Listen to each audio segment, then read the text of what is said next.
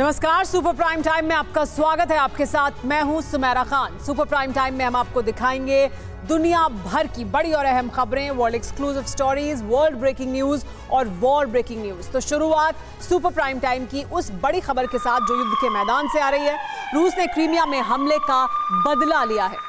Donetsk में रूसी सेना की एयर स्ट्राइक हुई है। रूस के हवाई हमले में 4 इमारतें तबाह हो गई हैं। हमले में 3 लोगों की मौत हो गई है, 5 लोग बुरी तरह से घायल हुए हैं। क्रीमिया में यूक्रेनी हमले से नाराज है रूस। बहुत ज्यादा गुस्से में रूस इस वक्त इस हमले की वजह से है।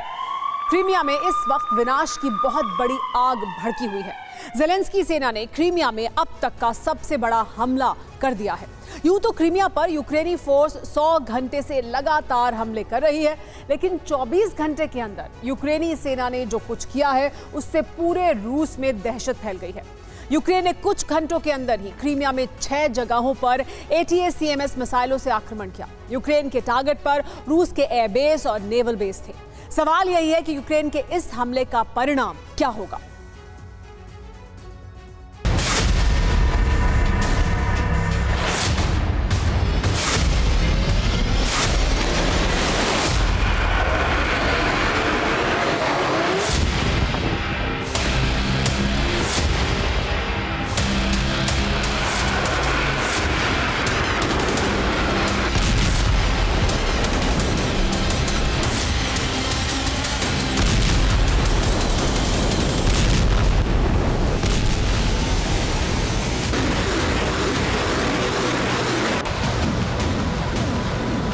युद्ध की ये वो आग है जो क्रीमिया की धरती पर भड़की है।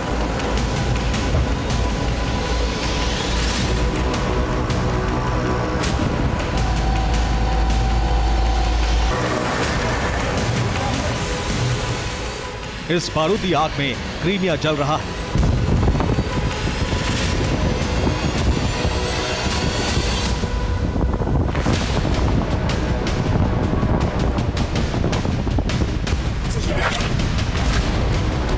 क्रीमिया में रूसी सेना के ठिकाने एनर्जी इंफ्रास्ट्रक्चर भस्म हो रहे हैं।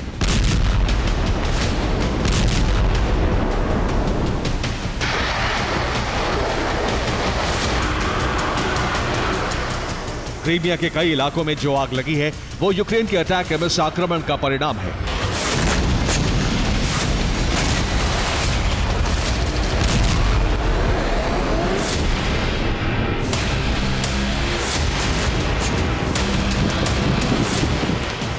अमेरिका से ATACMS मिसाइल मिलने के बाद ज़ेलेंस्की की सेना ने ऑपरेशन क्रीमिया लॉन्च कर दिया है।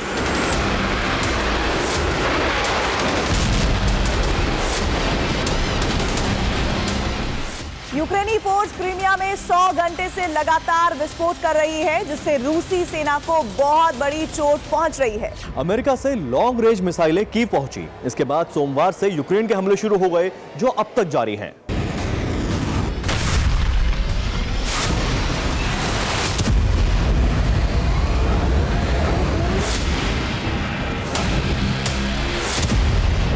दो मई को यूक्रेन ने कर्च ब्रिज पर धमाका किया था। इसके बाद रूस ने कर्च ब्रिज को बंद कर दिया था।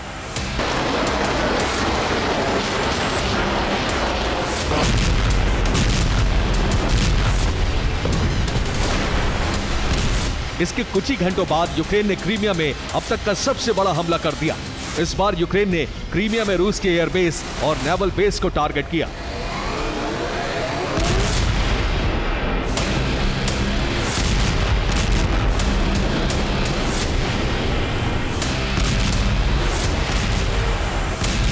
यूक्रेनी सेना ने 24 घंटे के अंदर क्रीमिया पर अब तक का सबसे बड़ा आक्रमण कर दिया है। यूक्रेन ने एक साथ क्रीमिया में 6 जगहों पर विस्फोट किया।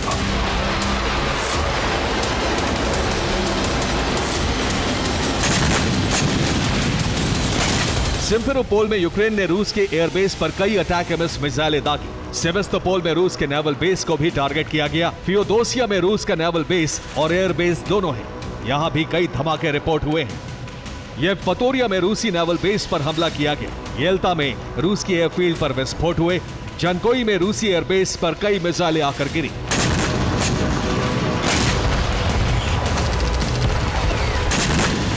माना जा रहा है कि यूक्रेन के अटैक एमएस हमले से रूसी सेना को बहुत ज्यादा नुकसान पहुंचा है। हालांकि यूक्रेन के हमले में रूस को क्या क्या और कितना नुकसान पहुंचा है, इस बाबत रूस ने अब तक कोई जानकारी नहीं दी है।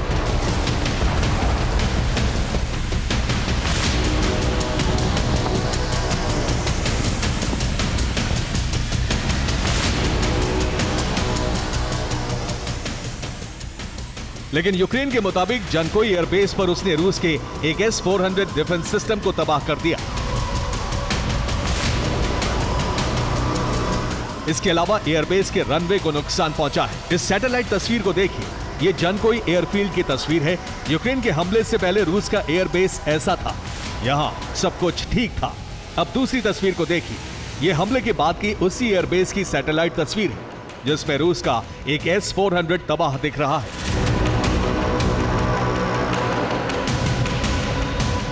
सूत्रों के मुताबिक रूस को पहले से ही आशंका थी कि लंबी दूरी की मिसाइल मिलते ही यूक्रेन उसके एयरबेस और नेवल बेस पर हमला करेगा, इसीलिए उसने यहां कई डमी विमान खड़े कर दिए थे।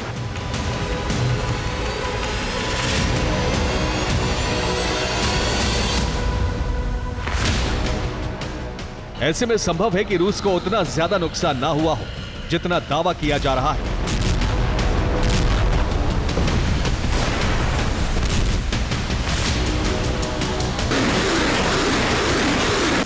लेकिन एक बात सच है कि रूसी सेना के लिए इस वक्त अमेरिकी मिसाइल अटैक एमएस बहुत बड़ा सिरदर्द बन गई है।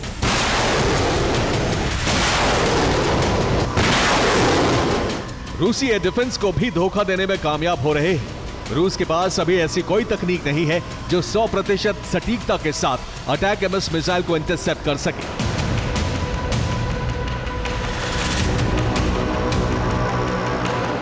यूक्रेनी संसद के सलाहकार इवान स्तुपक ने कहा है कि रूस जल्दी अटैक एमएस को फेल करने का फॉर्मूला तैयार कर लेगा। यूक्रेन के पास रूस में तबाही मचाने के लिए सिर्फ 2 महीने का ही वक्त है।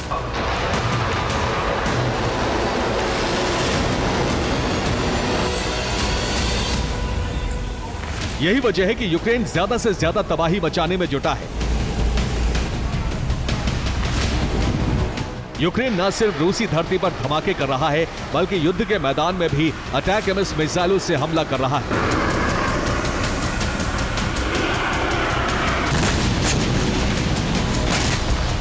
लुहांस्क में यूक्रेन ने रूस के फायरिंग रेंज पर हमला किया। हमले में रूस के 100 से ज्यादा जवान खत्म हो गए।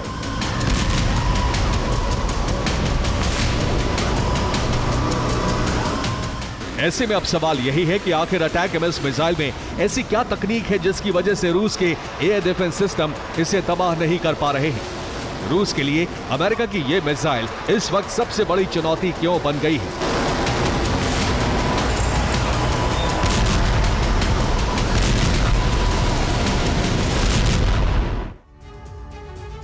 यूक्रेन की जो ATACMS मिसाइल रूसी एयरबेस के लिए काल बनी हुई है, वो असल में अमेरिका की बैलिस्टिक मिसाइल है।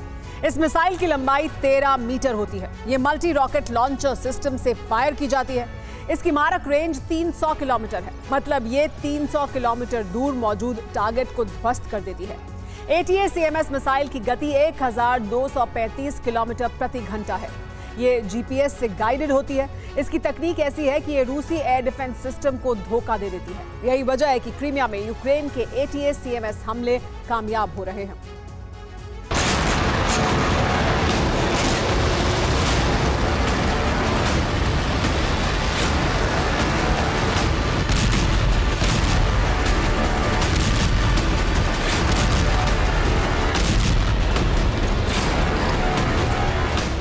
यूक्रेन के अटैक एमएस आक्रमण और ऑपरेशन क्रीमिया से रूस बौखला गया है। यूक्रेनी हमलों से परेशान रूसी सेना अब यूक्रेन के उन इलाकों को टारगेट कर रही है जहां से यूक्रेनी फोर्स क्रीमिया में मिसाइलें दाग रही है।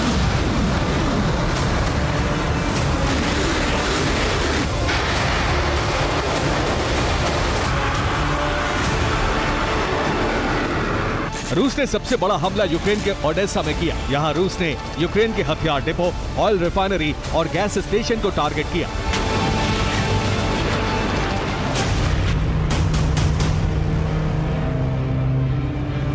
रूस ने ओडेसा में एक के बाद एक कई मिसाइलें दागी। इसके बाद ओडेसा जलने लगा।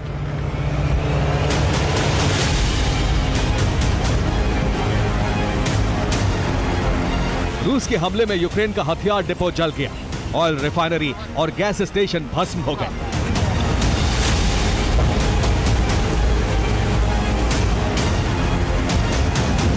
ओडेसा के अलावा रूस ने ब्लैक सी से लगने वाले यूक्रेन के 1 दर्जन इलाकों में जबरदस्त तबाही मचाई।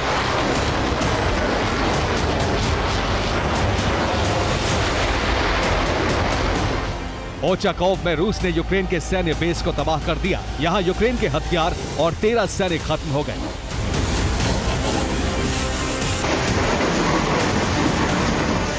यूक्रेनी हमलों को रोकने के लिए, यूक्रेनी शहरों को तबाह करने के लिए रूस ने अपने सबसे खतरनाक यूनिट को क्रीमिया भेज दिया है। कई युद्धपोत और जहाज ब्लैक सी में लगाए गए हैं। इसके जवाब में अमेरिका ने यूक्रेन को अंडर वाटर ड्रोन दे दिया है। इस ड्रोन का नाम है मांटा ड्रोन।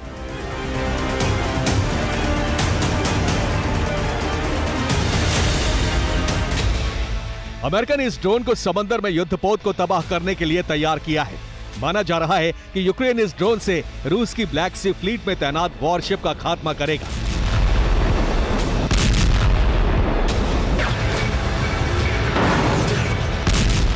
अगर ऐसा हुआ तो काला सागर महायुद्ध का एपिसेंटर बन जाएगा। Bureau report, TV9, Bharatvarsh.